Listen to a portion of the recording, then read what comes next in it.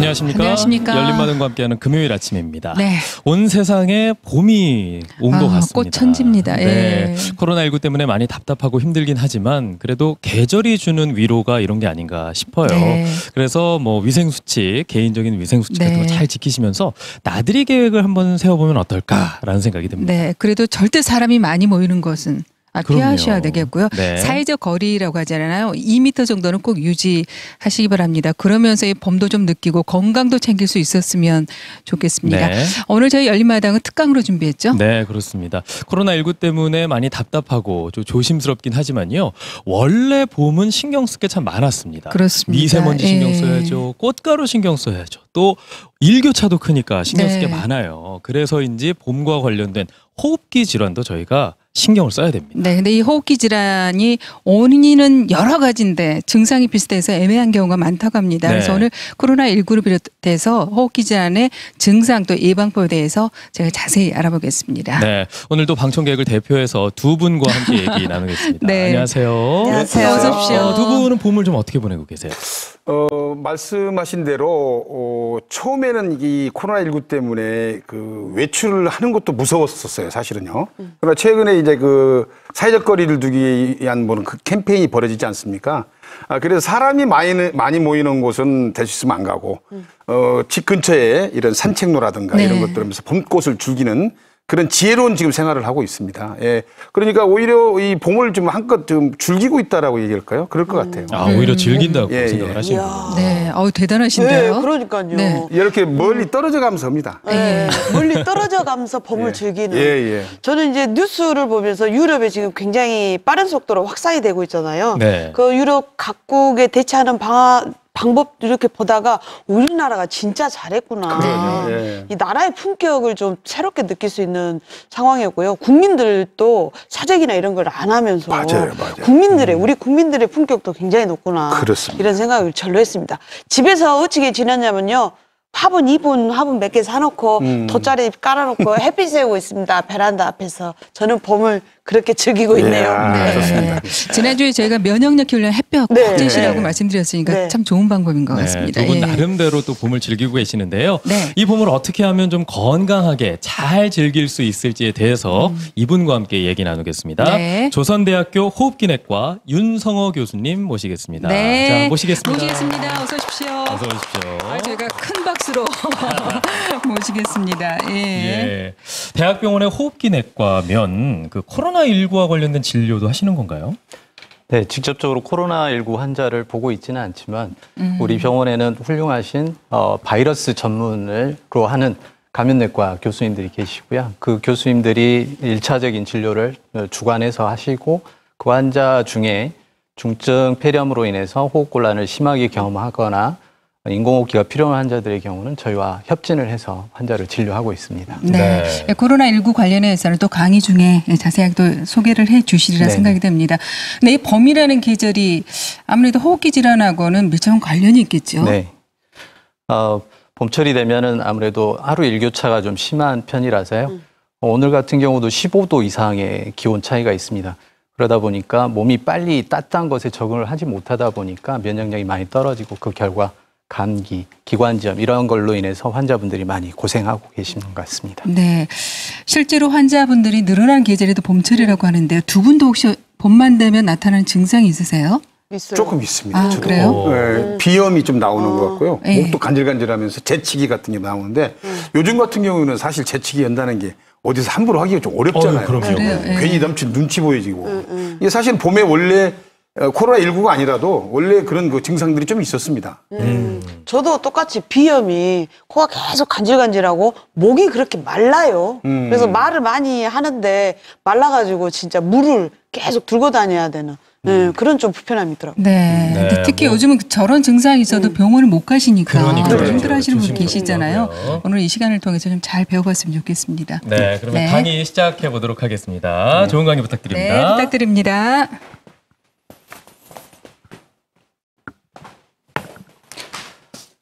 제가 오늘 말씀드릴 내용은 폐렴에 대한 내용입니다. 폐렴은 우리나라의 10대 사망 원인 중 3위를 차지할 정도로 굉장히 위험하고 사망률이 높은 감염성 질환이 되겠습니다. 이쪽 사진을 보시겠습니다. 이거는 폐렴 사슬알균이라고 그래서 우리나라에서 폐렴의 가장 흔한 원인균주의 형태가 되겠습니다. 우리가 폐렴 예방 접종을 맞는 분들도 이 폐렴 알균을 치료하기 위한 백신을 맞고 있는 것으로 아시면 되겠습니다. 자, 이쪽 오른쪽에 있는 거는 겨울철이 되면은 우리가 독감으로 인해서 많이 힘들어하시고 또 나이 많으신 분들의 사망에 큰 영향을 주고 있는 그 인플루엔자 바이러스의 형태를 보여주는 모습이 되겠고요. 이가 저희가 전 국민을 불안과 공포에 떨게 하는 코로나 바이러스의 형태가 되겠습니다. 이 모든 균들의 모습이 좀 평소에 보시던 거하고 달리 좀 흉측하게 생기긴 했지만 잘 알고 준비한다면은 여러분들도 폐렴을 잘 이겨내실 수 있을 걸로 생각이 돼서 오늘 폐렴에 대해서 자세히 말씀드리겠습니다. 폐렴이라는 병은 우리 호흡기 계통에 병원균이 들어와서 그 병원균이 특히 숨을 쉬는 경로 중에서 호흡세기관지라는 곳이 있습니다. 이곳에서부터 폐 조직을 자극을 하고 염증을 일으키면서 엑스레이 상에서 뿌옇게 변화가 나타나고 기침, 가래, 고열과 같은 증상을 보여주는 질환을 얘기를 합니다. 저희가 진단하는 방법으로는 38.3도씨의 이상의 고열과 함께 엑스레이를 찍어봤을 때 이쪽 우측폐는 까맣게 공기가 들어와 있기 때문에 까맣게 보이는데요. 폐렴이 생기게 되면 이렇게 하얗게 바뀌게 됩니다. 그래서 엑스레이를 통해서 저희가 폐렴을 확인할 수가 있고요. 대개 폐렴이 폐렴 알균이 가장 흔하지만 대개는 세균성 폐렴이기 때문에 항생제를 투여하게 되면은 증상이 개선되면서 저희가 폐렴이 좋아지는 것을 알 수가 있고요. 그다음에 가래 기침을 동반하는 증상과 함께 혈액 검사에서 백혈구가 증가돼 있거나 아주 심한 경우에는 백혈구가 굉장히 낮은 수치까지 떨어지는 이러한 여러 가지 방법을 통해서 진단을 하고 있습니다. 폐렴의 원인균은 폐렴 사슬알균이 대표가 되는 세균이 있겠고요. 그다음에 잘 아시는 것처럼 독감, 바이러스, 인플루엔자, 그리고 대개 코로나 바이러스는 감기를 유발하지만은 폐렴을 유발하는 사스라든지 메르스, 또 코로나19와 같은 이러한 바이러스가 최근에는 굉장히 위험한 폐렴을 유발을 하고 있습니다. 그 다음에 곰팡이에 의해서 나타나는 폐렴도 있고요. 잘 아시는 것처럼 결핵균도 결핵에 의한 폐렴을 결핵이라고 아시면 되겠고요. 그다음에 진드기병이라고 많이 들어보셨죠. 가을철만 되면 진드기 물려가지고 폐출혈이라든지 열이 나고 힘들어하시는 그런 분들이 있는 리케차 질환이 여기에 해당되겠습니다. 그다음에 기생충도 폐렴을 일으킵니다. 최근에는 페디스토마라든지 또는 개회충 같은 것도 폐 염증성 질환을 일으켜서 많이 환자분들을 힘들게 하고 있습니다. 혹시 폐렴이 옮기는 병이라고 생각하시나요? 폐렴요? 예. 저는 옮길 것 같아요. 네. 저는 안 옮길 것 같습니다. 그래요? 결핵은 옮겨도 예. 폐렴은 안 옮기겠죠? 옮길 것 같은데. 그래요? 근거가 뭡니까? 예, 아무래도 기침하고 하니까 안에서 나오는 그런 균들이 옮겨갈 것 같은데. 그게 근데 감기냐, 결핵이냐, 이 폐렴의 원인이 뭐냐에 따라서 다를 것 같습니다. 네, 맞습니다. 굉장히 논리적이죠? 네네. 자, 설명드렸던 것처럼 예. 바이러스의 경우는 가족 내에서도 쉽게 전파가 됩니다. 그래서 이번처럼 코로나 바이러스가 가족 내에 전파가 많았던 거고요. 그래서 이런 바이러스의 경우는 굉장히 빨리 전파가 될 수가 있습니다. 하지만은 가장 흔한 폐렴의 원인균인 세균의 경우는 사람마다 면역이 틀리고 살아오는 환경이 틀리고 그런 앓고 있는 질환 상태가 다르기 때문에 어떤 사람이 세균성 폐렴을 앓았다고 해서 바로 다른 분한테 그 세균성 폐렴을 옮기고 그러는 거는 아닙니다. 그렇기 때문에 일부는 맞고 일부는 틀리다라고 말씀드릴 수가 있겠습니다. 다음으로는 폐렴의 증상에 대해서 말씀드리겠습니다. 아무래도 이제 염증성 질환이다 보니까 열이 날 수가 있고요. 그다음에 폐 자체가 병이 생긴 거기 때문에 기침이나 가래가 나올 수가 있고요. 흔하지 않은 증상이긴 하지만은 으실으실 추워하는 오한, 그다음에 폐에 물이 차거나 그 염증이 생긴 벽이 폐를 둘러싸고 있는 벽에 염증이 생기게 되면은 폐가 통증을 느끼기도 합니다. 그다음에 아주 심한 중증 폐렴이 진행되게 되면은 호흡곤란을 경험해서 때로는 중환자실에서 치료를 해야 되는 환자분들도 있고요. 그다음에 이 증상의 경우는 호흡기 관련 증상은 아니지만 소화기 계통이나 다른 근육 계통의 통증을 느끼는 이러한 증상도 있습니다. 머리가 심하게 아프거나 울렁거리고 토하기도 하고 심한 분들은 설사를 하거나 배가 아파서 힘들어하는 폐렴이 아닌 것 같은 증상들이 가끔 이렇게 보이기도 합니다. 그러면 노인분에서는 이러한 증상들이 똑같이 나오는가라는 고민이 있는데요. 연세 드신 분들은 이러한 증상 없이도 폐렴이 진단되는 경우가 많습니다. 그래서 나이 드신 분들이 병원에 갑자기 의식이 흐려지고 그다음에 기존에 앓고 계시던 심장질환이나 호흡기 질환이 나빠져서 응급실에 왔을 때 사진을 찍어보고 혈액 검사를 해봤더니 폐렴이 진단되는 경우가 많아요. 그래서 나이 드신 분들은 면역 계통이 아무래도 저희 건강한 젊은 사람이나 건강한 사람들보다는 좀 달리 반응을 하기 때문에 여기서 말씀드렸던 증상이 나타나지 않는 그런 경우가 꽤 있습니다. 그러면은 또 하나 질문을 질문하십시오. 그럼 감기가 걸렸을 때 네. 모든 분들이 폐렴으로 진행할까요? 글쎄, 저는 감기가 심하면, 독감이 심하면 폐렴으로도 전이가 된다는 얘기를 들었어요. 네. 그래서 이제 그 정도의 차이겠죠, 아무래도. 예. 뭐 기침 감기, 뭐 콧물 감기 다르잖아요. 네. 다르고 아기들도 이제 데리고 가면 폐렴으로 많이 가더라고요. 저는 무조건 김성환 감독님 막 반대로 가겠습니다. 없다. 저는 김성환 감독님 편을 들어드리겠습니다. 외로우실 것 같기도 하고요. 왠지 그럴 것 같아요. 감독님. 이번에 네. 왠지 그럴 것 같아요. 네, 아까 대답하신 거 중에 감기하고 독감을 좀 헷갈려 하셨습니다. 그렇죠. 사실은 감기와 독감은 엄연히 분리가 되기 때문에. 아, 그렇군요. 우리가 보통 일반적으로 감기 뭐 이렇게. 독한 감기가 독감 아닌가요? 이게 감기가 더 독해지면 독감이고 이거 아니었습니까? 감기와 독감에 대해서는 이따 다시 한번 네, 자세히 네, 설명을 네. 드리도록 네. 하고요. 감기는 되게 바이러스에 의해서 진행이 되기 때문에 꼭 반드시 폐렴으로 진행하는 건 아닙니다. 하지만은 독감의 경우는 독감 이후에 폐렴이 병발하는 경우도 있고요. 그다음에 폐렴의 증상 가운데서 감기 증상을 보이는 경우가 있습니다. 그래서 감기가 유달리 좀 오래 간다 그렇다면은 폐렴도 한 번쯤 고민을 해봐야 될 것 같습니다. 그렇죠. 그래서 저희가 구별해야 될 질환에 대해서 말씀을 드리겠습니다. 자, 감기, 독감 어떻게 구분하실 수 있겠어요? 아까 우리 김한별 네. 독한 감기. 네. 감기 독은 놈이 독감이고 약음은 감기고 그런가요? 그렇죠. 그냥 가볍게 콧물 정도 나오고 좀 이렇게 한 건 감기고라고 볼 수 있겠고. 근데 저희가 독감 예방 주사는 맞잖아요. 그러니까요. 그때 저도 해마다 유행하는, 말씀드리잖아요. 아, 근데 발음도요. 그냥 감기는 뭔가 좀 귀여운 느낌인데 네. 독감은 뭔가 너무 세 보이잖아요. 여기는 병으로 고생을 안 해봐서. 감기와 독감은 네. 각각 그 병을 일으키는 바이러스가 틀립니다. 네. 예, 감기를 일으키는 바이러스에는 우리가 무서워하는 코로나 바이러스가 좀 감기의 많은 부분을 차지하고 있습니다. 하지만 그 중에 일부 타입, 아까 보여드렸던 타입들이 네. 중증 폐렴으로 진행하는 바이러스 일부가 있고요. 코로나 바이러스 이외에도 아데노 바이러스, 파라인플루엔자 바이러스, 그다음에 RS 바이러스 굉장히 여러 종류가 감기를 일으키는 걸로 되어 있습니다. 그래서 그 경우에는 콧물, 아까 말씀하셨던 네. 콧물, 그다음에 약간의 두통, 네. 조금 춥다 이런 느낌이 들기는 하는데 아무 치료를 하지 않더라도 한 5일 정도면은 좋아져요. 그래서 네. 감기는 되게 건강한 분들은 그냥 훌훌 털고 일어납니다. 근데 독감의 경우는 굉장히 높은 열이 나면서 근육통이 굉장히 심합니다. 그리고 일반적인 감기약만 갖고는 빨리 회복이 안 돼요. 그래서 독감의 경우는 인플루엔자라는 바이러스에 의해서 유발이 되고 있습니다. 그래서 그 두 가지는 고열과 근육통이 어느 정도 심하느냐 가지고 조금은 구분을 해볼 수가 있을 것 같습니다. 그다음에 또 기침을 하는 질환이 또 감별을 해야 되겠는데요. 네.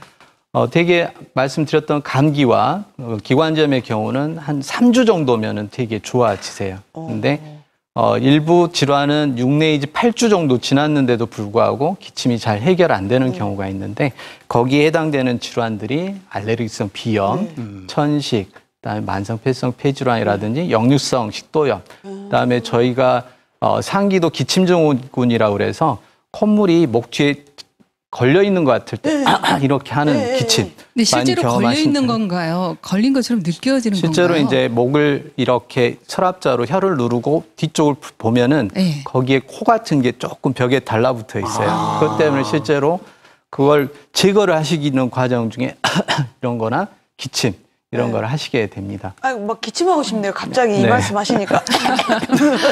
그런데 이제 이러한 질환들이 오랫동안 기침을 하는 경우에는 또 저희가 무서워하는 결핵이라든지 폐암의 가능성도 있기 때문에 아주 오랫동안 진행되는 기침의 경우는 무시하시면 안 되고요. 반드시 병원을 오셔서 진료를 받으시는 거를 권해드립니다. 오랫동안이면 어느 정도 기간을 얘기할까요? 아까 말씀드렸던 것처럼 네. 3주보다 3주 정도. 더 긴 기간 동안 3주 이상. 하면은 한 번쯤 좀 고민을 하셔야 될 것 같습니다. 네. 다음은 치료에 대해서 말씀을 드리겠습니다. 되게 이제 세균성 폐렴의 경우는 항생제를 사용을 해서 치료를 하고요. 그다음에 독감과 같은 바이러스의 경우는 이 항바이러스제, 저 타미플루라고 많이 들어보셨죠? 네. 그런 그 바이러스의 경우는 그러한 항바이러스제가 있습니다. 하지만 코로나의 경우는 아직까지는 그러한 바이러스 치료제가 만들어지지 않고 있어서 저희가 상당히 치료하기 어렵고요.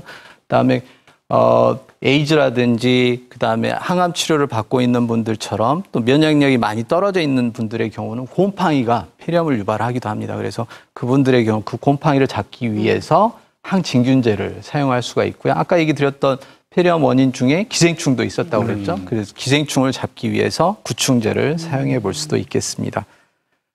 자, 그러면은 앞에 그 몇 가지 예방에 대한 부분이 잠깐 언급이 되긴 했는데요. 그럼 폐렴은 예방할 수 있을까요? 노력하면 뭐 예방 저는, 주사를 맞는다든지 방법이 있지 예방이 않을까요? 가능하지 않은가요? 왜 그러냐면 우리가 일반적으로 그냥 폐렴 주사 한 방 맞으면 폐렴은 절대 안 온다라는 그런 그 머릿속에 그런 생각들이 절대 안 있잖아요. 오지는 않을 것 같아요. 절대는 아닐 것 아니 같아요. 맞으면 절대 안 온다. 한 방 맞으면요? 예. 절대로 안 해요. 죽을 때까지 안 온다더라고요. 뭐 그런 얘기가 있어요. 그래서 폐렴 주사를 예방주사를 맞더라고요. 절대 이 말에 정말 신뢰가 안 가는데. 그래서 지금 오늘 제가 가지고 있는 생각과 네. 실제로 그런지를 우리가 이제 한번 들어봐야지. 이제. 저는 폐렴 그럴게요. 이 세균으로 이렇게 되는 거라. 저희가 지금 예방이 가능한 폐렴은 폐렴 알균에 의한 폐렴. 그것만 지금 예방을 할 수가 있다고 보시면 되고요. 그것만요? 예. 그럼 다른 거는 예방이 안 되는 건가요? 그래서 폐렴 예방 접종 맞았는데 다른 폐렴이 생기냐? 라고 질문하시면은 지금 그 얘기거든요. 네, 생길 수 있습니다. 진짜요? 그래서 예방 접종은 폐렴의 가장 흔한 원인균인 폐렴 알균에 의한 폐렴만 막아준다고 폐렴. 생각을 하셔야 되겠습니다. 그다음에 또 막을 수 있는 백신이 있습니다. 뭐가 있을까요? 저희 겨울이 되면은 주사 맞는 거. 독감? 예, 독감 예방 접종이 오. 막아줄 수 있는 중요한 폐렴 예방 접종이 되겠습니다. 그래서 현재 저희가 사용하고 있는 폐렴 예방 접종은 폐렴 알균과 그다음에 인플루엔자 두 가지를 예방을 해볼 수가 있겠습니다. 그래서 반드시 예방 접종을 맞으셔야 되는 분들은 65세 이상 그리고 심혈관 질환이나 당뇨, 혈압 그리고 만성 폐질환을 앓고 계신 분들 그리고 항암 치료를 받고 있는 분들의 경우는 아무래도 다른 분보다는 폐렴을 앓았을 때 중증 질환으로 진행해서 사망하실 수 있는 비율이 높기 때문에 그래서 그런 분들은 반드시 폐렴 예방 접종과 그다음에 인플루엔자 백신을 10월 중순 이전에 맞으시기를 권해드립니다. 다음은 앞에서 다 얘기를 드려버렸는데요. 또 추가적으로 저희가 예방할 수 있는 방법. 직접적으로 폐렴균을 완전히 막을 수는 없습니다. 그렇기 때문에 폐렴에 대한 균이 내 몸에 들어오기 전에 그걸 빨리 제거를 하는 게 좋겠죠. 그래서 외출을 하고 돌아와서는 손 씻기 잘 하시고 만약에 바이러스가 유행되는 지금 시점에서는 마스크를 잘 착용하시는 것이 하나의 예방 방법으로서 굉장히 중요하겠습니다. 자, 잘 아시는 이 코로나 TV를 통해서도 많이 공부를 하셨을 거고요. 그 다음에 예방법도 굉장히 많이 알고 계신 내용에 대해서 설명을 드리겠습니다. 코로나19 이제 2019년도에 처음 중국 우한에서 발견이 돼서 그 이름을 코로나19라고 WHO에서 공식적으로 얘기한 균이 되겠습니다. 바이러스가 되겠습니다. 굉장히 높은 그 전염력을 보이고 있는데요. 한 명이 알았을 때 두 사람까지 전파를 시킬 수 있는 것으로 알려져 있고요. 우리나라에서는 그렇게 빨리 발견을 해서 빨리 그 조기 격리를 하고 하다 보니까 그 사망률이 굉장히 낮은 편입니다. 우리나라 1.4% 정도 되고 있는데 안타깝게도 이탈리아의 경우는 9% 정도까지 알려져 있고 중국에서는 약 4% 정도의 사망률을 보이고 있습니다. 이 코로나 바이러스의 특징은 37.5도씨의 발열과 함께 그다음에 기침, 대개는 그냥 감기의 경우는 목이 좀 따갑다고 얘기를 하는데 이 경우는 아주 불이 난 것 같은 그런 목의 통증을 갖다 호소하는 분들이 많았던 것으로 얘기를 하고 있고요. 그다음에 최근 그 대구의 지역에 그 코로나 환자 2,000명에 대해서 조사를 해봤더니 한 30% 정도가 코로 냄새를 잘 맡지를 못한다는 얘기를 하셨어요. 그래서 이분 혹시 주변에서 코로나에 접촉이 될 만한 위험도를 갖고 있는 분을 만났는데 그분과 만나고 나서 열이 나거나 기침은 없는데 이상하게 냄새를 갑자기 못 맡게 됐다. 비염도 없는데. 후각에 문제가 생기는 네네. 거. 네, 그 NBA 선수 네. 중에도 실제 걸린 그 선수가 그 후각을 전혀 맡지 못한다는 얘기를 SNS에서 얘기를 하더라고요. 네, 그 비율이 약 30% 정도 꽤 높은 빈도이기 때문에 혹시 그런 노출 위험도가 있었다라고 판단이 되신다면은 이 냄새가 갑자기 안 맡아진다. 그러면 바로 마스크를 쓰시고 선별진료소를 방문하시기를 권해드리고 있습니다. 그 이외의 증상으로는 가래, 두통, 때로는 피가 섞인 가래가 나오거나 설사 증상을 보일 수도 있습니다.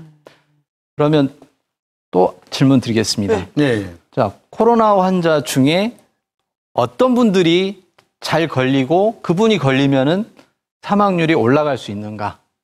많이 들어보셨을 것 같아요. 일단 뭐 저희 방송할 때 기저질환 자꾸 그렇죠. 얘기하잖아요. 네. 뭐 연세라든가 원래 질환을 갖고 계시는 분들 그리고 면역력. 예, 떨어지고 예.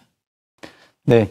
그래서 우리나라에서 그 코로나19로 인해서 돌아가셨던 분들의 나이를 봤습니다. 약 91% 60세 이상이셨어요. 그래서 60세 이상이 고위험군이라고 보시면 되겠고요. 그 다음에 심혈관 질환의 빈도가 꽤 높았습니다. 심혈관. 그 다음에 만성호흡기 질환. 근데 아쉽게도 많은 분들이 너무 나이가 많이 드시고 평소에 증상이 없다 보니까 만성호흡기 질환에 대한 진단을 받으신 적이 없는 분들이 꽤 있어요. 그래서 상당수는 만성호흡기 질환이 하나의 위험 요소로 추정을 해보고 있습니다. 그 다음에 잘 조절되지 않는 당뇨라든지 또는 기저질환으로 암을 앓고 계신 분들의 빈도가 상당히 높았습니다. 그래서 방금 말씀드린 노령의 기저질환을 앓고 계신 분들이라면은 아무래도 조금 더 위험도가 높기 때문에 그분들의 경우는 철저하게 마스크를 착용하시고 그다음에 많은 사람이 있는 곳은 피하시는 것을 권해드리고 있습니다. 그다음에 진단 방법에 대해서는 초기에는 판코로나라는 검사를 통해서 이틀 정도 걸려서 진단을 겨우 했습니다. 근데 최근에는 이제 리얼타임, 즉 실시간으로 PCR, 그 코로나 바이러스의 특정 유전자를 증폭을 해가지고 찾아내는 검사 방법이 되겠습니다. 이걸 통해서 저희가 아주 빠른 경우에는 2시간, 좀 걸리더라도 한 6시간 정도면은 그 진단을 할 수가 있기 때문에 굉장히 신뢰할 수 있고 빨리 찾아내는 검사 방법으로서 아주 훌륭한 검사 방법을 우리나라에서 사용을 하고 있습니다. 그다음에 치료. 혹시 어떻게 생각하십니까? 치료 방법 알고 계시는 거. 일단 격리를 시켜가지고 네. 그 뭐라 그래요? 압이 낮은 곳에서 격리를 시켜가지고 산소호흡기를 끼우고 그러고 잘 지내요. 긍정적인 생각을 갖고 편한 긍정적인 마음으로. 그렇죠. 네. 네. 아직까지는 치료약이 없습니다. 없어요. 그래서 네. 젊은 분들은 그냥 감기처럼 앓고 지나갈 수가 있기 때문에 그런 분들에게는 따로 치료제를 사용하지는 않고 있습니다. 근데 좀 중증으로 진행이 돼서 호흡곤란이 심하고 그다음에 열이 심하고 기저질환이 조절이 잘 안 되시는 분들의 경우는 저희가 현재 경험적으로 사용해보고 있는 약제가 에이즈 치료제로 사용되고 있는 약제와 그다음에 말라리아 치료제가 실제로 저희가 활용을 하고 있고요. 최근에는 에볼라 바이러스를 치료했던 약제, 실제로 이제 임상에서는 에볼라 바이러스를 치료하기 위해서 썼지만 에볼라 바이러스는 잘 못 잡았고요. 근데 부작용이 심하지 않았던 약제가 우리나라에서도 서울대병원과 국립의료원에서 현재 임상이 진행되고 있어서 그 결과를 기다려 보고 있는 상태입니다. 하지만 현재까지는 치료제는 없다라고 말씀드릴 수가 있겠습니다. 그럼 백신은 혹시 들어보셨나요? 백신은 지금 아까 폐렴 예방 접종에 사용되는 백신과 그다음에 인플루엔자 백신 두 가지를 설명을 드렸습니다. 네. 우리나라에서 곧 머지않아 백신을 개발할 거라 생각합니다. 네. 저희도 기대를 해보고 있고요. 네. 모두가 한 회사가 기대하고 네. 저희 바이러스와 그다음 실제로 증상이 좋아져서 회복된 분에서 코로나 바이러스에 대한 항체를 갖다 저희가 확보를 했습니다. 네. 그래서 그걸 통해서 저희가 백신을 좀 더 빨리 만들어낼 수 있지 않을까라는 기대를 해보고 있는데요. 아직까지는 놉니다. 그래서 백신도 백신의 경우는 병이 없는 분, 건강한 분한테 주사를 놔서 그 바이러스가 들어왔을 때 그걸 이겨낼 수 있도록 해주는 방법이기 때문에 백신의 경우는 훨씬 더 임상 검사 이런 2, 3 시험이 훨씬 더 조심스럽게 이루어지다 보니까 아무리 빨리 되더라도 1년 이상의 시간을 기다려 봐야 될 것 같습니다. 자, 이제 모든 거를 다 정리해서 말씀드려보면은 네. 코로나 바이러스 지금 많은 매체를 통해서도 학습을 하셨고 또 많은 내용들을 잘 알고 계십니다. 그래서 혹시 예방 방법 아시는 거 있으면 한 가지씩만 얘기해 보실까요? 저요. 예. 손 씻는 거. 네. 아주 좋습니다. 예, 보들보들하게 씻고 다닙니다, 요즘에 아주. 마스크. 예, 뭐 마스크. KF94가 없으면 내부에 그 시트지를 넣어서라도 마스크 필수. 네. 사회적 거리두기. 네, 맞습니다. 네네. 일단 사람이 많이 모이는 곳에는 네. 가지 않으려고 하죠. 예. 방금 접촉이 그렇게 중요하다. 접촉하지 않는 게. 접촉은 네. 이제 주변에 계신 분 중에 어느 분이 코로나 바이러스를 갖고 있는지 알 수가 없습니다. 그러기 때문에 그 환자가 뱉어내는 비말로부터 2m 이상. 왜냐하면 재채기를 했을 때 침방울이 날아가는 거리가 있습니다. 무거운 거는 2m 안에 떨어지고요. 가벼운 거는 약 8m까지 날아간다고 합니다. 그렇기 때문에 2m 안에 있는 그 비말 자체가 전염력이 높다고 생각을 하기 때문에 그래서 2m라는 간격을 말씀드린 거고요. 그 다음에 그 비말 안에 바이러스가 있는 거를 뭔가 이러한 플라스틱이라든지 쇠라든지 이런데 그 바이러스가 묻어 있는 상태에서 약 이틀에서 3일 정도 살아 있다고 그러거든요. 그래서 그게 닿았을 때 제 입이나 눈, 코를 만졌다. 그런다면은 그 바이러스가 제 몸에 들어올 수 있는 빈도가 높아지기 때문에 그래서 손 씻기를 잘 하시라는 거를 말씀드리는 겁니다. 그 질문이 하나 있는데요. 네. 그 가짜 뉴스라고는 하는데 이게 진짜 우리 이번 기회에 만약에 산소를 주입하면 폐가 손상이 돼서 회복하고도 이걸 엄청나게 많은 고통을 받는다는 얘기가 있는데 그거에 대해서 정확하게 좀 한번 말씀해 주시면 안 될까 싶어요. 저희가 고농도의 산소를 투입을 하게 되면은 폐는 좀 딱딱해지는 그러한 것이 실제로는 있습니다. 근데 이제 고농도라는 것은 최소 50% 이상의 산소이기 때문에 일반적인 산소요법으로는 그런 단계는 잘 진행하지는 않고 있고요. 그다음에 폐렴이 중증 폐렴인 경우에 그러한 빈도가 증가하는 거지. 보통의 코로나 바이러스에 노출돼서 코로나 감염이 된 환자분들이 반드시 폐가 딱딱해지는 질환으로 진행하는 것은 아닙니다. 그래서 중증 폐렴과 고농도의 산소를 치료를 하는 분들에서 일부에서 발생할 수 있다는 거지 모든 코로나 환자는 폐섬유화증이 진행되고 그로 인해서 호흡곤란이 심해서 안 좋은 경과를 취한다. 그거는 잘못된 얘기입니다. 자, 이 사진을 보시겠습니다. 우리나라의 코로나 바이러스에 감염돼서 치료하셨던 분들의 조직에서 얻었던 그 전자현미경 사진이 되겠습니다. 이렇게 동그랗게 보이는 애가 얘네들이 코로나 바이러스입니다. 그래서 생긴 모양 보시면은 아까 그 도식에서 보여드렸던 것처럼 뾰족뾰족 뭐가 튀어나와 있죠. 이 뾰족뾰족 튀어나온 애들이 우리 조직에 침범하기 위해서 달라붙기가 굉장히 쉽기 때문에 그래서 전파력이 꽤 높은 것 같고요. 그다음에 이 돌기 자체는 지질의 성분을 갖고 있습니다. 그래서 일반적으로 물로 씻어서는 잘 안 죽어요. 그렇기 때문에 알코올이라든지 비누를 사용을 해서 없애줘야지 정확하게 제거가 됩니다. 자, 다음 사진을 보시면은 우리 병원에서 코로나 바이러스로 감염돼서 치료했던 환자의 실제 폐 사진이 되겠습니다. 이분은 그 가족 간 전파로 인해서 접촉자 검진에서 그 비말을 확인했는데 거기서 코로나 바이러스가 확인이 돼서 입원을 해서 한 일주일 정도 저희한테 입원을 해서 치료를 하고 가셨는데요.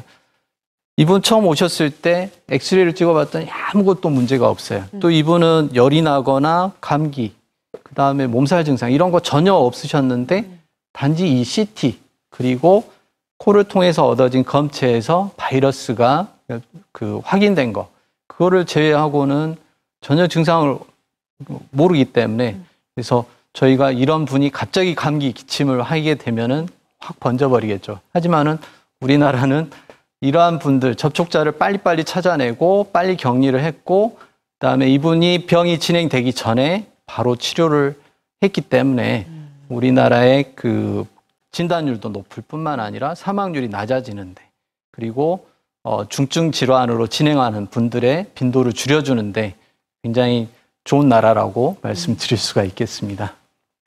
일주일 만에 퇴원했습니까? 네, 일주일 만에. 어떤 치료약을 했길래 저렇게 빨리?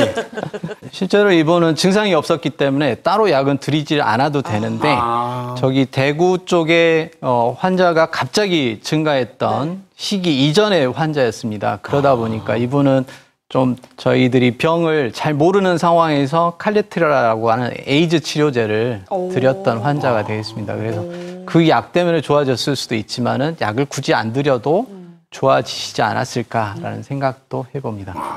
자, 코로나 혹시 더 궁금한 거 있으시면 질문해 주시겠어요? 저는 그 올림픽을 준비하는 선수가 코로나19 확진을 받았다. 미국에서 기사를 읽었는데 네. 그 선수가 정말로 건강하고 누구보다도 운동을 많이 한 선수였는데도 못 움직일 정도로 정말 아프고 힘들고 자기는 살면서 그렇게 힘들어 본 적이 없다라는 얘기를 하더라고요. 그게 운동을 많이 한 사람도 그 정도인데 일반인들은 더 심하게 느낍니까? 그거는 사람마다 다 틀리기 때문에 그 특정 누구를 대상으로 꼭 누가 열이 많이 나고 아주 중증 폐렴으로 진행하고 이거는 미리 예측할 수는 없습니다. 누구에게나 나타날 수 있는 문제고 그래서 젊은 사람이라고 그래서 자신을 하고 나는 코로나가 들어오더라도 나는 그냥 감기처럼 앓고 지나갈 거야 라고 얘기하는 그걸 자신할 수 있는 사람은 아무도 없다라는 거고요. 또 최근에는 사이토카인 폭풍이라는 얘기도 들어보셨죠. 젊은 친구들이 중증 바이러스 폐렴으로 인해서 굉장히 빠른 속도로 폐가 망가지면서 호흡곤란이 심해지고 진단 후 일주일도 안 되는 시점에 사망에 이르는 그러한 경우도 경험을 하게 됩니다. 그래서 젊다고 그래서 코로나 바이러스로부터 안전하다 이렇다고는 말씀드리기는 어려울 것 같습니다. 저도 이 코로나 하면은 일단 가장 먼저 생각나는 게 마스크 착용이잖아요. 근데 호흡기 질환이 있다거나 폐가 좋지 않은 분들 이게 마스크 쓰는 것도 이게 쉽지가 않거든요. 네. 호흡이 이렇게 편하지가 않는데 그건 괜찮나요? 저도 그 환자를 진료하기 전에 좀 원래 계단을 통해서 많이 걷는 스타일이었는데요. 그 마스크를 쓰고서 1층에서부터 6층까지 걸어 올라가 보면은 숨이 차가지고 어쩔 수 없이 마스크를 벗어야 되는 그러한 경험을 많이 하게 됩니다. 네. 근데 만성호흡기 질환을 앓고 있는 분들의 경우는 실제로 호흡이 또 짧습니다. 거기에다가 호흡이 또 빠른 편이거든요. 그래서 마스크를 착용한 상태에서 조금만 걸어도 그분들은 숨이 차서 마스크를 유지하기가 어렵습니다. 그래서 그런 분들은 가급적 마스크 착용을 안 하도록 하고 그분들은 가급적 외출을 삼가하는 것이 오히려 좋은 방법이 될 것 같습니다. 예. 다음은 이제 환절기의 호흡기 질환에 대한 내용을 말씀드리겠습니다. 환절기 특징은 굉장히 건조합니다. 저쪽 강원도 산불이나 경상도 쪽에 최근에 산불이 났던 것처럼 굉장히 건조한 대기 상태입니다. 건조가 되기뿐만 아니라 저희 기관지도 많이 마르게 되거든요. 그 상태에다가 최근에는 좀 다행스럽게 중국의 공장들이 많이 가동을 안 하면서 미세먼지가 좀 덜 날아오긴 하지만 항상 이즈음이 되면은 미세먼지가 항상 저희 주의보라든지 그다음에 뿌연 하늘 이런 걸 많이 보셨을 텐데 다행스럽게도 그러한 부분들이 좀 줄어든 것 같습니다. 그리고 아까 얘기 드렸던 것처럼 일교차 하루에 15도 정도 차이가 많이 납니다. 그러다 보니까 저희 면역 상태가 굉장히 많이 나빠져요. 그래서 이러한 상태에서 감기, 그다음에 기관지염 이런 것들로 인해서 병원을 찾는 분들이 많아집니다. 더군다나 요즘처럼 한 버스를 탔을 때 한 분이 기침을 하게 되면은 전부 다 그분을 쳐다보게 되고 그다음에 그분으로부터 점점 더 멀어지려고 하기 때문에 조그마한 감기만 갖고도 병원을 찾게 되는데요. 병원에 왔는데 안타깝게도 그분이 코로나일 수도 있기 때문에 코로나를 먼저 배제하고 진료를 진행하다 보니까 아주 단순한 감기만 갖고도 진료를 제때 받지 못하는 그러한 것이 발생하고 있습니다. 그래서 좀 더 단순 감기와 그다음에 코로나, 그다음에 독감 이걸 좀 정확히 알고 계신다면은 그러한 진료를 받으실 때도 조금은 더 빨리 받으실 수 있을 것 같습니다. 그다음에 기존 호흡기 질환, 특히 그 알레르기성 비염이라든지 천식, 만성 폐쇄성 폐질환을 앓고 계신 분들의 경우는 이러한 공기 상태에서는 굉장히 급격하게 병이 진행될 수가 있어서 치료에 상당히 애를 먹고 있습니다. 그다음에 자, 만약에 기침을 아까 또 잠깐 설명을 드리긴 했었는데요.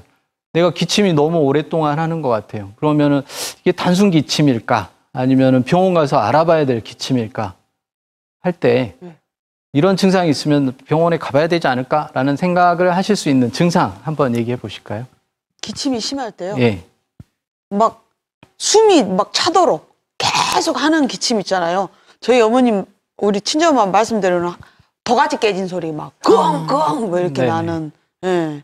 그러면서 가래가 나오면 가봐야 되지 않을까요? 네. 지금 얘기했는데 그 기침할 때 소리가 좀 다르지 않나요? 질환에 따라서 쎄, 기침 쎄 소리가. 이렇게. 예. 예. 네, 세기관절염이나 천식이 있는 경우에는 그처럼 컹컹 항아지 깨는 소리가 날 수가 있고요. 숨을 내쉴 때 피리 소리, 삐익 하고 소리가 나거나 하는 경우라면은 천식을 일단 생각을 해봐야 되기 때문에 그 경우에도 단순 감기라고 보기는 어렵습니다. 그렇기 때문에 정확한 진단과 치료를 위해서 병원에 오실 수가 있겠습니다. 찬기침을 좀 오래 할 때도 의심을 해봐야 되지 네, 않을까 아까 싶은데요. 얘기 드렸던 것처럼 6주 이상, 3주 이상 하는 네, 기침의 그렇죠. 경우는 병원에 가서 꼭 중한 질환을 배제를 해야 되기 때문에 그러한 증상이 있을 때는 또 병원에 오셔야 되고요. 네. 그다음에 가래 색깔이 누렇게 나오거나 또는 피가 섞여 나오거나 그다음에 갑자기 체중이 감소하면서 기침을 하거나 또는 식은땀이 나거나 이런 경우는 결핵이라든지 폐암의 가능성이 있기 때문에 이 경우에는 반드시 병원에 가셔서 진료를 받아보시는 게 좋겠습니다. 뭐 이제 병을 드렸으니까 혹시 우리가 할 수 있는 방법 중에 폐질환이 이런 거를 해보면은 폐질환이 진행되는 것을 어느 정도는 막아줄 수 있겠다라고 혹시 많이 들으셨던 내용이 있으면 한 가지씩 얘기해 보실까요? 일단 금연 아닐까요? 담배 예. 피우시는 금연. 분들. 굉장히 예. 중요합니다. 금연. 네. 담배 태우시는 분은 금연이 첫 번째일 것 같고요. 네. 네. 소위 말해서 그 목에 좋다는 뭐 네. 도라지나 배 이런 음식들을 섭취하는 것도 하나의 방법이 아닐까요? 네. 네. 혹시 그 담배를 30년 동안 폈는데 이제는 20년 동안 끊었어요. 예. 이랬을 때 그 많은 분들이 그 니코틴이 완전히 다 해소가 됐다. 이제 뭐 깨끗하다. 가래도 안 나고 하니까. 그런데 사실 그런가요? 금연을 하고서 한 달 정도 되면은 폐 안에서 어느 정도 그 찌는 빠진다고 생각을 하는데요. 증상은 그래도 금연을 하고서 한 달 정도까지는 기침이 꽤 심하게 나타날 수가 있습니다. 담배를 끊었는데도 기침을 더 심하게 하는 경우가 있고요. 근데 폐가 좋아지는 데는 굉장히 많은 시간이 필요로 합니다. 특히 폐암과 관련돼서 말씀드리자면은 금연을 한 15년 정도 하게 되면은요. 저희가 폐암의 발병률 자체가 약 1.1배까지 줄어드는 것으로 알려져 있습니다. 그래서 금연을 15년 정도 해야지 내가 좀 폐암으로부터 조금 위험도가 많이 줄었구나라고 안심을 하시는데 도움이 될 것 같고요.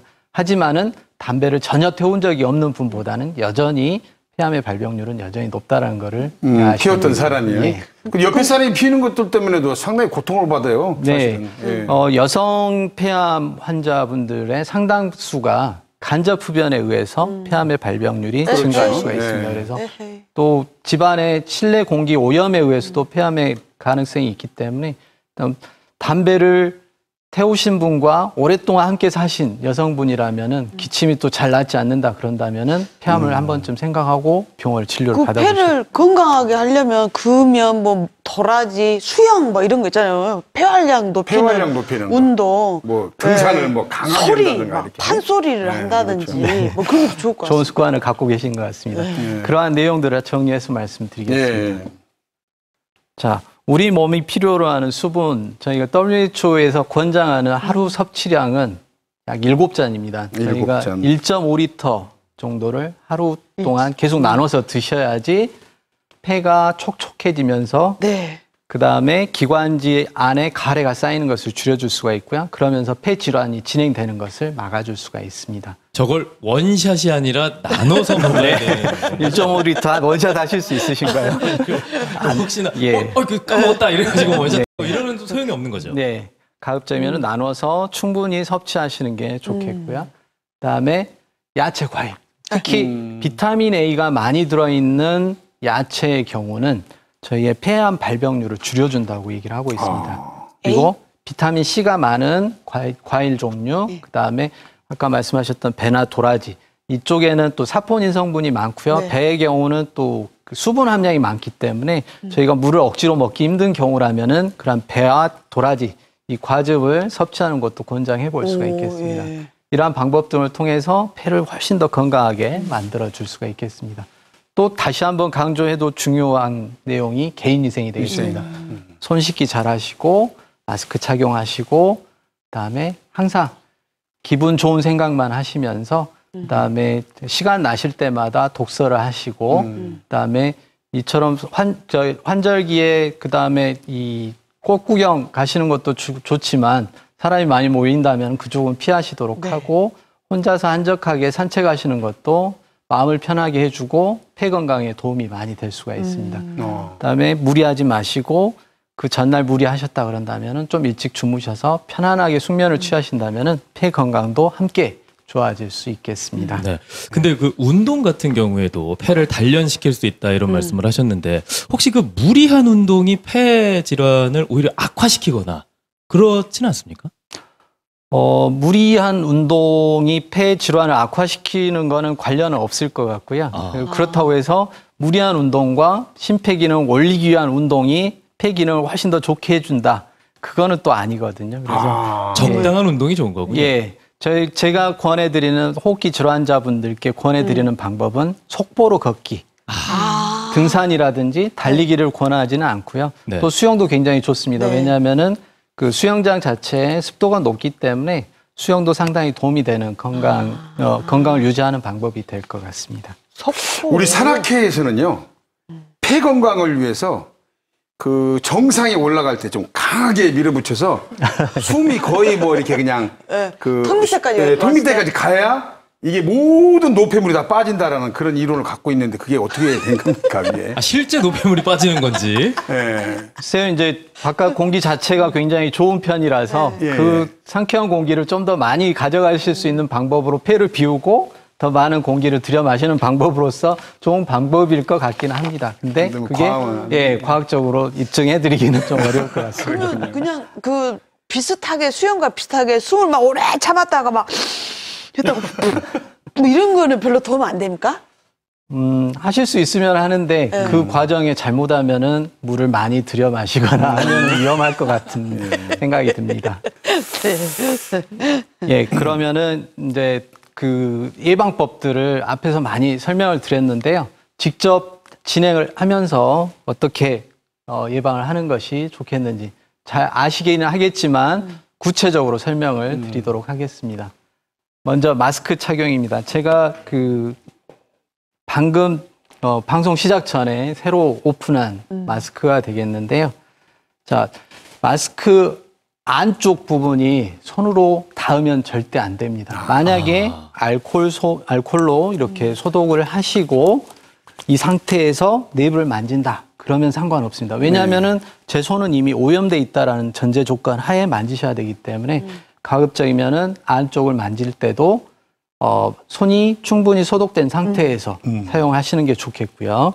그 다음에 마스크를 입안에 걸치고 이 코 모양에 맞춰서 와이어가 있습니다. 이 부분을 코 모양에 맞추고 그다음에 마스크를 착용을 하고 그다음에 이 부분이 벌어진 부분이 없도록 조정을 해 주시고요.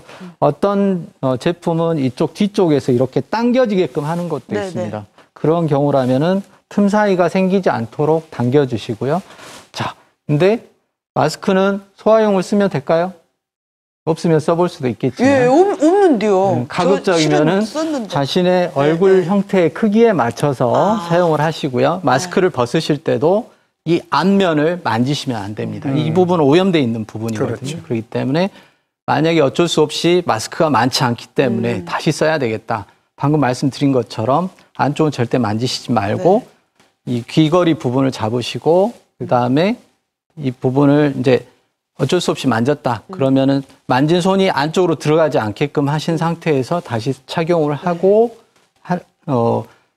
그 다음에 손을 또 다시 이렇게 씻어 주시는 게 중요하겠습니다.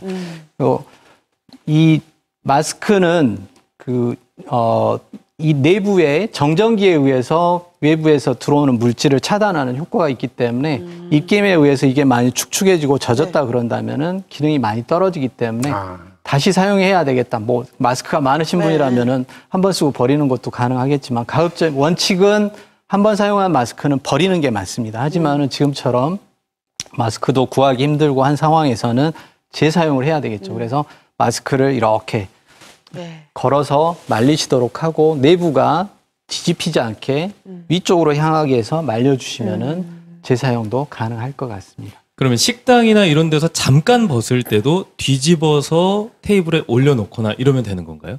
말리기가 좀 힘든 예, 어렵죠. 상황이니까. 그래서 저는 이런 방법을 씁니다. 제 자켓에다가 네.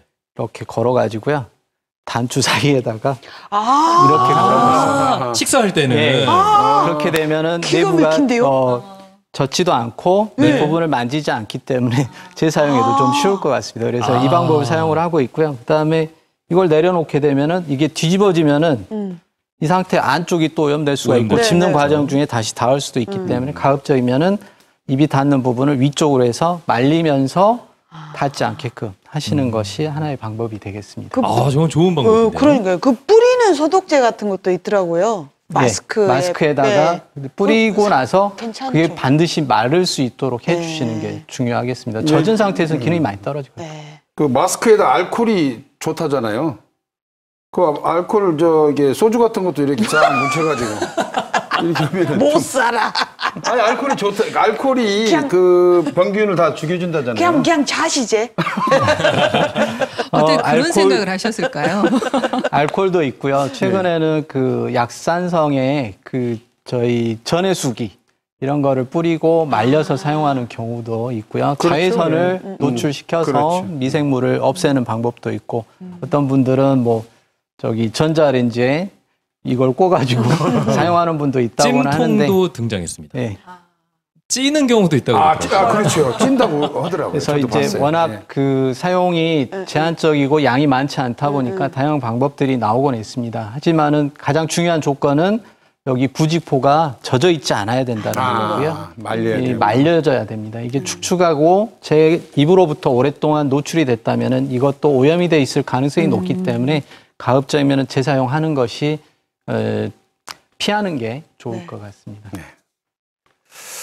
그다음 기침예절 잘 아실 수 있긴 합니다만은 다시 한번 설명을 드리겠습니다. 기침은 특히 자기 자신이 환자일 수도 있다라는 전제 조건 하에 다른 분한테 내가 가지고 있는 바이러스를 옮길 수가 있기 때문에 그래서 꼭 조심을 하셔야 될 부분이거든요. 그래서 예전 우리 어르신들 보면은 저희 환자분 중에 입원해 계신 분들도 재채기를 하거나 기침을 할 때 옆에 환자가 있는데도 불구하고 에이치 하고 옆에 환자한테 다 뿜어버리는 그런 분들도 있습니다. 그래서 그런 분들은 좀 주의를 주고는 있습니다. 근데 이제 저희들이 어려서부터 행동했던 게 기침을 하게 되면 남한테 튀지 않게끔 하려고 입으로 손이 간다든지 또는 뭐 화장지나 손수건을 사용하는 분들도 있기는 합니다만은 가급적이면은 저희가 그걸 항상 준비를 할 수는 없기 때문에 바로 사용할 수 있는 방법.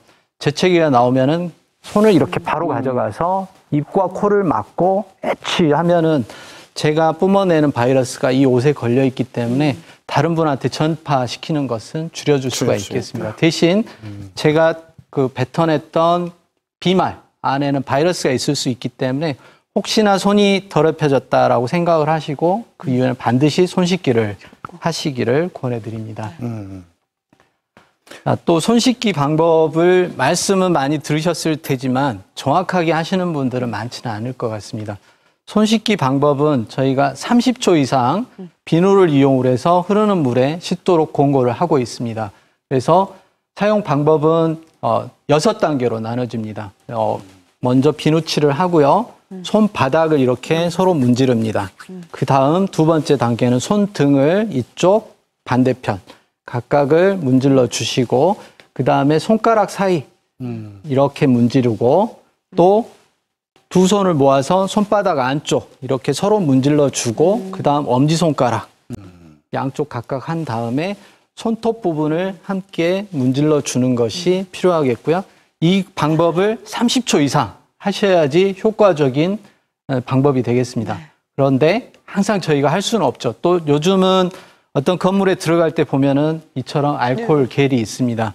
이것도 조금 뿅아리 눈물만큼 바르지 마시고 충분한 양을 짜 주신 후에 이 알코올 겔이 다 마를 수 있을 시간 동안 저처럼 흘리면 안 되고요. 그래서 이렇게 손등, 그다음 손가락 사이 이렇게 하고 손톱, 그다음에 손톱 사이 이렇게 해서 이 알코올이 다 날아가서 없어질 때까지 하시는 것이 정확한 손 씻기 방법이 되겠습니다. 이 방법을 하셔야지 얼굴과 눈 가려우시더라도 참으시고 손 씻기 하시고 만지시기를 권해드리겠습니다. 이게 시간이 애매할 수 있어서 요즘은 그 왜 생일 축하 노래 2번을 부르면 된다고 그런 얘기도 있으니까 참고하시면 되게 좋을 것 같네요. 네, 그럼 이제 다음 사회적 그 거리두기에 대한 내용으로 말씀을 드리겠습니다. 자, 우리나라가 이제 처음 얘기가 된 것 같아요. 사회적 거리두기. 그래서 이게 또 전 세계적으로 잘 퍼져나간 것 같습니다. 병이 내가 있는지 또 옆에 사람이 병을 갖고 있는지 이거 자체를 알 수가 없기 때문에 잠재적 환자라고 말씀드리기는 조금 뭐 그렇지만 지금과 같이 이렇게 아주 빠른 속도로 전파되는 이 바이러스로부터 저희가 막을 수 있는 방법은 내가 환자일 수도 있고 옆에 있는 분이 환자일 수도 있기 때문에 그 사람한테 그 바이러스를 전파하지 않기 위해서는 사회적 거리두기를 최소 2주 이상만 잘 지켜준다면은 저희가 지금의 무서운 코로나로부터 훨씬 더 그 시간을 줄여줄 수 있을 거라고 생각이 됩니다. 그래서 외출은 가급적이면은 주말에는 자제하시고요. 그다음에 교회, 그다음에 PC방, 그다음에 클럽 이런 곳은 아무래도 좀 화가 나면은 숨도 많이 빨리 쉬게 되고 춤을 추다 보면 과격해지다 보면은 호흡이 헐떡거려지고 그러다 보면은 공기 중에 떠 있는 그러한 바이러스는 많지는 않을 걸로 생각이 됩니다만은 아주 중한 환자에 있어서는 하다못해 기침을 콜록 했을 때 그 벗어나는 거리가 8m라고 말씀드렸던 것처럼 거기 안에는 바이러스가 있을 가능성이 높기 때문에 그러한 곳들은 피하시도록 하는 것을 권해드리고 있고요. 그다음에 이번에 산수유축제에서 아마 일부 환자가 나타났던 것처럼 이렇게 유명한 관광지 사람들이 많이 모인다. 축제는 없어졌지만 많이 모이는 곳이라면은 가급적이면은 그러한 곳을 피하시는 것이 현재 코로나 사태를 좀 피할 수 있는 좋은 방법이지 않을까라는 생각이 듭니다. 자, 제가 준비한 말씀은 여기까지였고요. 혹시 제가 드린 말씀 이외에 이거 한번 짚어주셨으면 하는 내용이 있으면은 얘기를 해주시면 좋겠습니다. 강의 여기 듣고 저희가 앞으로 좀 네, 가서 그러면은 모시고 저기 얘기를 또 정리를 해보도록 이야기 하겠습니다. 나눠보도록 네, 하겠습니다. 잘 들었습니다. 네. 앞으로 나와주세요. 네, 앞으로 모시겠습니다. 저희가 뭐 아는 내용도 있었고 전혀 모르는 내용도 네. 있었고 한번 이렇게 쭉 정리를 해보니까 굉장히 좀 의미 있는 시간이 아니었나라는 생각이 듭니다. 네, 일반적인 호흡기 질환이나 그 예방하는 방법이 우리가 지금 하고 있는 코로나19하고 거의 비슷하다라는 네. 생각이 들었습니다. 네, 저는 퇴근하면서 이렇게 가끔 보면은 혼자 운전하시면서도 다 마스크를 쓰고 이렇게 운전을 하세요. 근데 그런 경우에도 써야 되나요? 차 안은 저만에 있는 공간이고요. 또 저처럼 이제 사무 공간에 저 혼자 있는 경우라면은 굳이 마스크를 사용하지 않으셔도 될 것 같고 그 경우에는 마스크를 말려놓는 시간이 될 것 같습니다. 차라리 오히려. 쓰지 마시고 말려놓으시기를 권해드립니다. 네. 네, 그리고 또 밖에 아무도 없는데 혼자서 마스크 쓰고 산책하는 거 그것도 큰 의미는 굳이 없을 것 같아요. 거기까지는, 거기까지는 예. 아닐 것 같습니다. 네. 네. 오늘 이렇게 여러 가지 얘기를 들어봤는데 두 분 그래도 더 궁금한 거 있으신 것 같으세요? 예. 저는 이제 경북 대구 쪽에 의료진 분들 너무 고생하시잖아요. 근데 선생님도 직접 환자를 보고 계시고 이러니까 의료진도 이제 인간이라 이런 감염의 두려움 좀 있죠. 뭐 어떻게 생활 습관에서 그렇죠. 좀 철저하게 예. 좀 지키고 있다 뭐 이런 거 있나요? 과거보다는 훨씬 더 손 씻기도 많이 하게 되고요. 네. 그다음에 마스크는 환자를 볼 때 저를 보호할 뿐만 아니라 혹시 제가 환자로부터 제가 혹시 코로나를 갖고 있는 상태에서 전파시키지 않을까라는 두려움 때문에 훨씬 더 잘 마스크를 쓰도록 노력하고 있습니다. 네. 그리고 코로나 환자를 어쩔 수 없이 폐가 좋아지지 않고 계속 나빠지고 있어서 내시경을 한 적이 있거든요.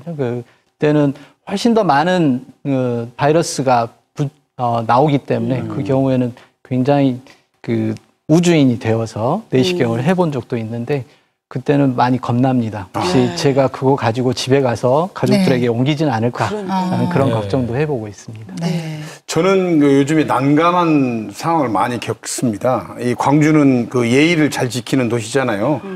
그래서 저를 보고 반가운 나머지 사실은 눈으로 인사하고 고개만 숙여도 멀리서 해도 충분히 그런 네. 감정이 전달이 되는데 쫓아와서 손을 또 굳이. 기어이 압수를 해요. 그리고 저는 이러고 있을 수는 없잖아요, 또요. 그렇죠. 네. 예. 할 수 없이 예의를 갖추기 위해서 손을 잡는데 이럴 때일수록 서로 간에 그걸 좀 지켜줘야 되지 않을까, 네. 이 시기에만큼은. 이렇게 감독님 먼저 내미시면 이렇게. 이렇게 되는데. 이런 정도만 해야 돼. 정말 난감한 경우가 상당히 많아요. 어떻게 해야 될까요?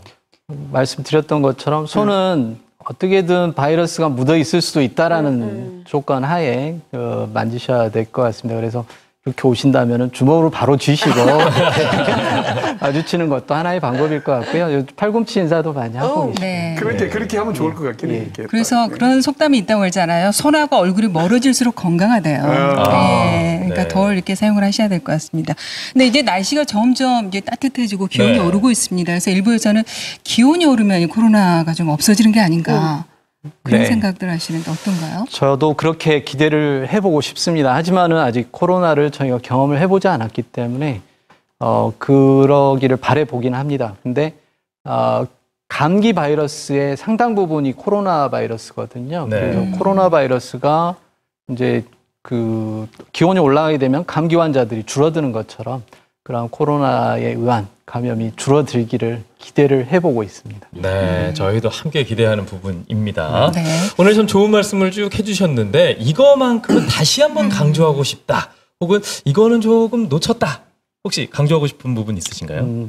대부분 잘 말씀드린 것 같아요. 그래서 균을 내가 갖고 있을 가능성이 높기 때문에 다른 사람한테 옮기는 것을 최소화시킬 수 있는 방법 등을 말씀드렸는데요. 다시 한번 정리해서 말씀드리자면은 제가 기침을 하고 가래가 나오고 열이 나고 감기 증상일 수도 있지만 내가 코로나 환자일 수도 있기 때문에 그 상태에서는 반드시 마스크를 착용하시고 재채기가 나오면은 손으로 가려서 기침 예절을 잘 지켜주시고 그다음에 그러한 상태에서 바로 의료기관을 방문하시는 것보다는 1339로 전화하시거나 관할 보건소에 연락하셔서 그 진료를 받으실 수 있는 곳을 안내를 받으신다면은 훨씬 더 다른 분한테 전염되는 거를 줄여줄 수 있지 않을까 네. 생각을 해봅니다.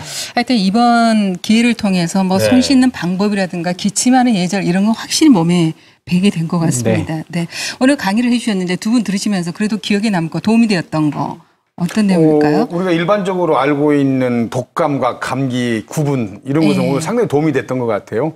뭐 예를 들어서 폐렴 주사 한번 맞으면은 폐렴이 걸리지 않는다라는 죽을 때까지. 일반적인 상식을 가지고 있는데 그 폐렴도 다양한 네. 종류가 있었다라는 거 이런 거 그런 것들 좀 알고 우리가 그 예방 접종을 하면 좋아질 것이다 이런 생각이 좀 들어요. 예. 네, 다시 한번 좀 개단하게 정리를 해주셔서 이제 개인 위생 철저하게 신경 써야 되겠구나 그런 생각이 들었고 사회적 거리 두기 하면서 왜 아프면 집에서 쉬기 이런 게 있잖아요. 네. 저는 이 문화가 너무 좋아요. 이게 그전에는 막 어떤 목표가 있으면 일해야지 왜 쉬어 이랬는데 이제 사람이 대접받는 네가 먼저 쉬어야 돼.